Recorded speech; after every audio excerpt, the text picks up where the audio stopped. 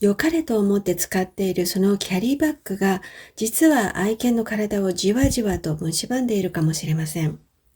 ワンちゃんが嫌がっているように見えなくても、バッグのタイプによってはワンちゃんの背骨に想像を絶する負担をかけている可能性があります。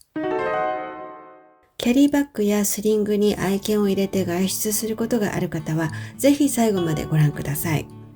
場合によってはあなたが想像する以上に危険かもしれない、その理由について分かりやすくお話ししていきます。そして市販のキャリーバッグの選び方についてもお話ししますので、今お使いのものは大丈夫かどうか確認してみてください。また今購入を検討されている方も、選ぶポイントをしっかり理解してから決めていただけると嬉しいです。当たり前の話ですが、犬は人と違って四足歩行をする動物です。犬の背骨は本来橋のような構造で水平に支えられるべきものです。水平であるべき背骨が垂直な状態ということは、重力によって、そして人が歩く振動や乗り物の振動によって、骨と骨の間が連続的に圧迫されて、特に腰の方へ負担がかかるということです。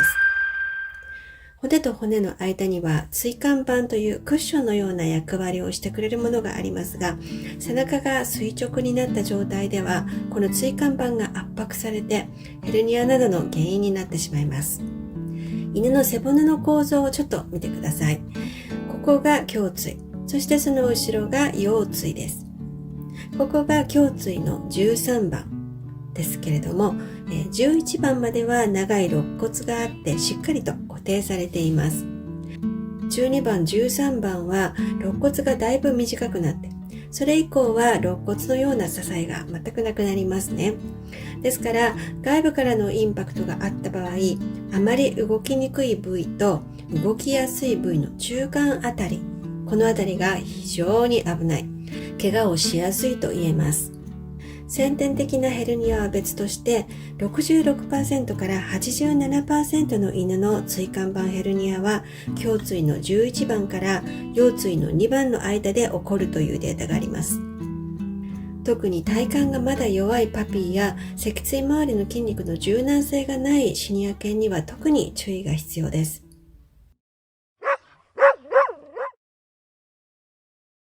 本来はですね、犬自身が歩くことが犬の肉体的にも精神的にも理想的ではありますけれども、どうしても移動手段としてキャリーバッグなどを使う必要がある時がありますよね。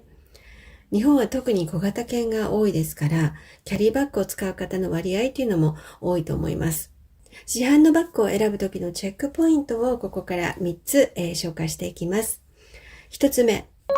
中で快適に伏せの状態を維持できるか。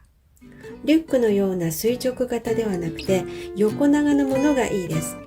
リュックの中でお座りできると言ってもですね、犬のお座りっていうのは人が椅子に腰掛けた時のように、休憩できるわけではないんですね。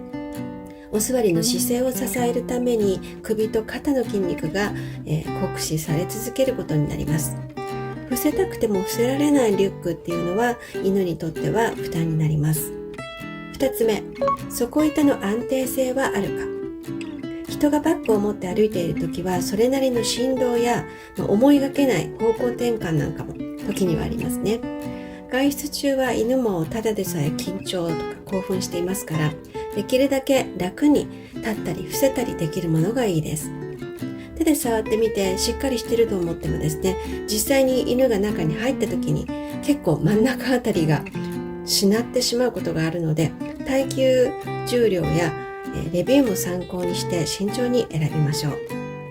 ちなみに底板自体がないスリングバッグというのはおすすめしません。3つ目、4本の足で体を支えることができるか。犬が足に体重を乗せることも自由に体勢を変えることもできないようなバッグは避けた方がいいです。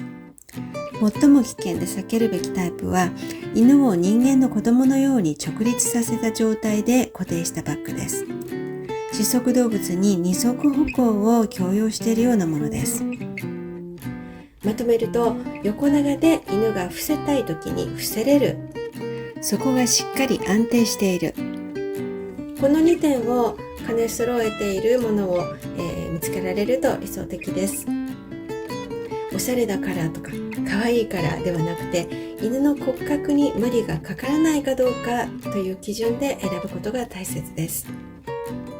あともう一つ、犬をこんな風に抱き上げることは背骨を垂直にするという意味で同じく危険です。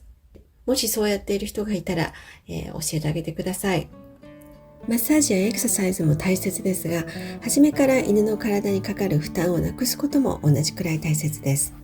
もしこの動画が参考になったらグッドボタンで教えていただけると励みになります。最後までご覧くださった皆様ありがとうございました。ではまた次回の動画でお会いしましょう。さよなら。